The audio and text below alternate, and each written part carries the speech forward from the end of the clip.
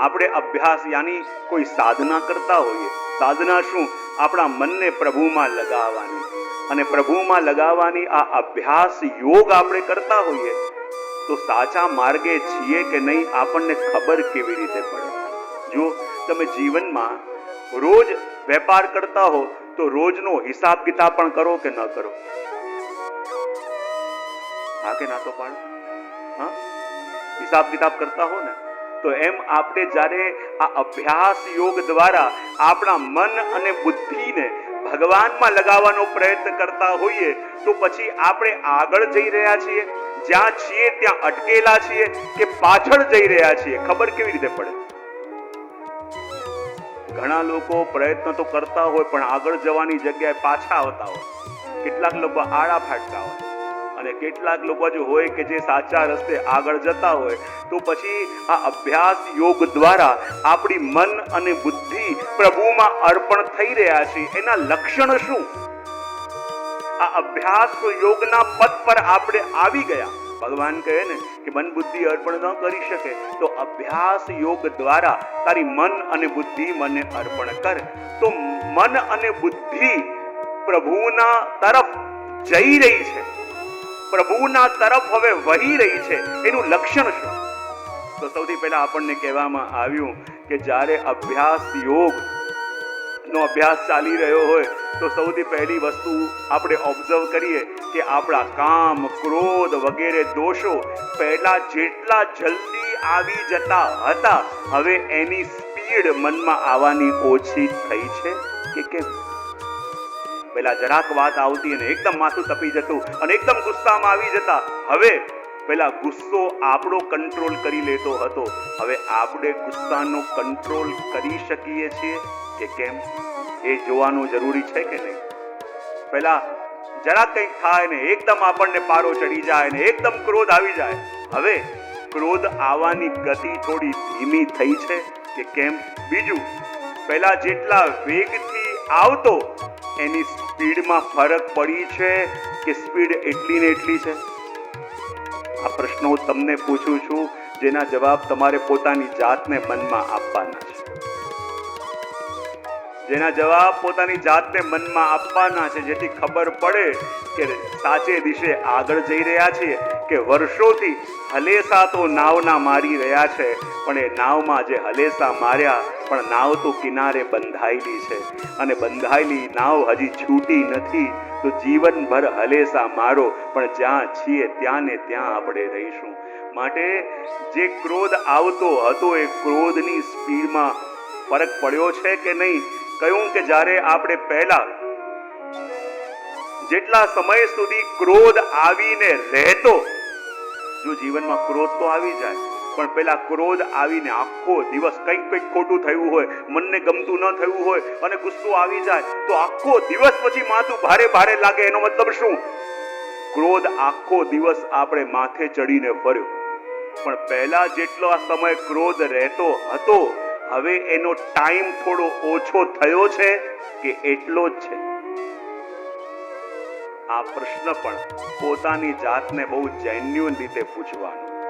પહેલા જ્યારે ક્રોધ આવતો અને જેટલો સમય એ ક્રોધ આપણા ઉપર રહેતો હવે એની અસર થોડી ઓછી થઈ છે કે કેમ?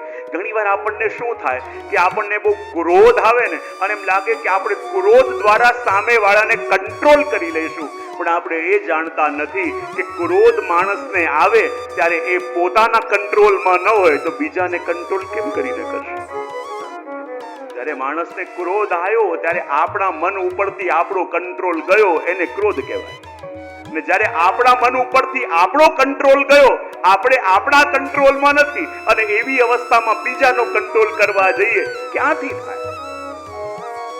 અને એટલે કહ્યું કે ક્રોધ પહેલા આવીને આખો દિવસ રહેતો એમાં ઘટાડો થયો છે કે હજી એટલો ને એટલો છે? અને જો એટલો ને એટલો હોય તો માનો ત્યાં ને ત્યાં અટક્યા છે, જો વધ્યો હોય તો માનો ઊંધા જઈ રહ્યા છે અને એના સમયમાં ઘટાડો થયો છે તો માનો પ્રભુની પાસે જઈ રહ્યા છે. અને આગળ કહ્યું કે જો સૌથી પહેલા એ જ વસ્તુ માનવાની કે સાધનાથી થતી જે પણ લૌકિક ઈચ્છાઓ છે અને એ લૌકિક ઈચ્છાઓ બી આપણી થોડી ઘટવા લાગી છે કે નહીં? પહેલા જેટલી લૌકિક વસ્તુમાં પ્રલોભન થતું, લૌકિક વસ્તુઓમાં ઈચ્છાઓ જાગતી, હવે એમાંથી ઇન્ટરેસ્ટ થોડો ઓછો થવા લાગ્યો કે છે કે નહીં? ચોથું, આપણું અંતઃકરણ શુદ્ધ થવા લાગ્યું છે કે નહીં? અને અંતઃકરણ શુદ્ધ થવા લાગ્યું છે એટલે કોઈ વ્યક્તિ સારું કરે એની મુક્ત કંઠે આપણે અંતઃકરણથી પ્રશંસા કરી શકતા હોઈએ, કોઈ સારું હોય એના માટે સારું કહી શકતા હોઈએ. ઘણી વાર કોઈ સારું કરે તો એ સારું કરી રહ્યો છે એ કહેવા માટે પણ જીગર જોઈએ, અંતઃકરણ શુદ્ધ થવું જોઈએ. અને કહેવાય ને કે અંતઃકરણની અંદર જે ઈચ્છાઓ જગવી જોઈએ એ જાગી રહી છે કે એનાથી વિરુદ્ધ ઈચ્છાઓ જાગી રહી છે, એને હિસાબે ખબર પડે કે આપણો અભ્યાસ યોગ બરાબર ચાલી રહ્યો છે કે નહીં. અને એટલા માટે તો અહીંયા ભગવાન કહે, એક હોય અભ્યાસ અને એક હોય અભ્યાસ યોગ. અને અહીંયા ભગવાન કહી રહ્યા છે કે અભ્યાસ યોગેન, અભ્યાસ યોગ દ્વારા તું મને પ્રાપ્ત કર. અભ્યાસ કોને કહેવાય? તો કહે છે કે કોઈ પણ લક્ષ્યની ઉપર આપણા ચિત્તને વારે વારે જોડવાનો પ્રયત્ન કરવો. કોઈ પણ એક લક્ષ્યની ઉપર, કોઈ પણ એક ગોલની ઉપર આપણા ચિત્તને વારે વારે જોડવાનો પ્રયત્ન કરીએ એને કહેવાય અભ્યાસ. પણ કોઈ પણ ચિત્તની ઉપર વારે વારે મનને જોડવાનો પ્રયત્ન કરીએ અને સમતાપૂર્વક, એટલે કે કોઈ પણ અપેક્ષા વિના, ત્યારે એ બની જાય છે અભ્યાસ યોગ. અને કહેવાય અભ્યાસ યોગ દ્વારા તું મને પ્રાપ્ત કર. અને આ યોગ છે, આ અભ્યાસ થઈ રહ્યો છે કે અભ્યાસ યોગ છે, ખબર કેવી રીતે પડે? જો તમે કોઈ પણ કાર્ય કર્યો તો એ કાર્ય કરવામાં કંઈક તો ફળની આશા જાગે કે ન જાગે? હા કે ના? તો કોઈ પણ જગતમાં આપણે કાર્ય કરીએ, કોઈ પણ પ્રવૃત્તિ કરીએ તો આ અભ્યાસ છે કે અભ્યાસ યોગ છે, ખબર કેવી રીતે પડે? બોલે કોઈ પણ કામ કરી એ વખતે કઈ કામના આપણા મનમાં જાગી રહી છે, એ કંઈક અલૌકિક પામવાની કે લૌકિક પામવાની, આટલો ડિફરન્સ આપણા મનને ખબર પડી જાય તો આપણે સમજી શકીએ કે આ અભ્યાસ છે કે આ અભ્યાસ યોગ છે. જો આ બધી વસ્તુઓ કઈ છે જે ઇટરનલ છે ને ઇન્ટરનલ છે, કે જે આપણા સિવાય કોઈ જોઈ શકતું નથી, આપણે જ એના દ્રષ્ટા છીએ અને આપણે જ એના સાક્ષી છીએ. કે જ્યારે કોઈ પણ કાર્ય કરીએ છીએ તો એ કાર્ય કરીને એ વખતે જે કામના આપણા મનમાં જાગી રહી છે એ કામના કઈ છે? લૌકિક કે અલૌકિક? લૌકિક કંઈક પામવાની કે અલૌકિક પામવાની? આ ડિફરન્સ આપણે જેન્યુઇનલી આપણી અંદર જોઈ શકીએ તો આપણને ખબર પડી જાય કે આ અભ્યાસ થઈ રહ્યો છે કે અભ્યાસ યોગ બન્યો છે. માટે અહીંયા કહ્યું કે ભગવાન કહે છે કે તારી જે પણ ઈચ્છા હોય, તારા મન બુદ્ધિને મને અર્પણ કરવા માટે તું અભ્યાસ યોગ કર. અને અભ્યાસ યોગ દ્વારા તું મને પામવાનો પ્રયત્ન કર તો તું નિશ્ચિત મારી પ્રાપ્તિ કરીશ અને તું નિશ્ચિત મને પામીશ. એ વાત અહીંયા કહી રહ્યા છે. અને આપણને એમ પણ થાય કે બધા કહી રહ્યા છે કે ભગવાનમાં મન લગાવો. બોલે કેમ? તો કહે કે આ સંસાર તો દુઃખનો સાગર છે, દુઃખમાલયમ અશાશ્વતમ, એવો સંસાર છે. તો એવા સંસારમાંથી મન હટાવી પ્રભુમાં લગાવ. પણ તકલીફ એ છે, આપણે કોઈને કહીએ કે આ સંસાર તો દુઃખરૂપ છે, આપણે કહીએ છે પણ હજી એને આ દુઃખરૂપ છે એવું લાગતું નથી. એને તો ઘણા આનંદ આવે છે, ફરવા જાય છે, મોજ શોખ કરે છે, આમ તેમ આનંદ કરે છે.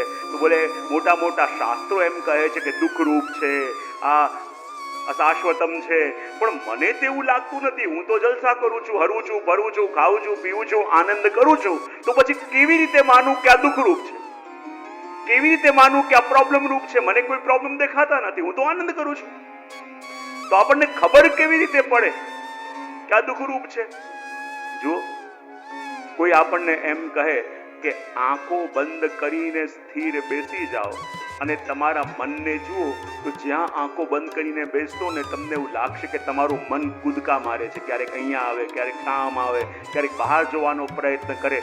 અને કોઈને પણ એમ કહેવામાં આવે ને કે 5 મિનિટ આંખો બંધ કરીને બેસો અને 2 મિનિટ થશે ને આંખો ખોલીને આજુબાજુમાં જોઈ લેશે. બધા બરાબર છે ને? કોઈ ઉઠીને ચાલ્યા નથી ગયા ને? કોઈ ઉઠીને ક્યાંક ભાગી ના ગયા હોય?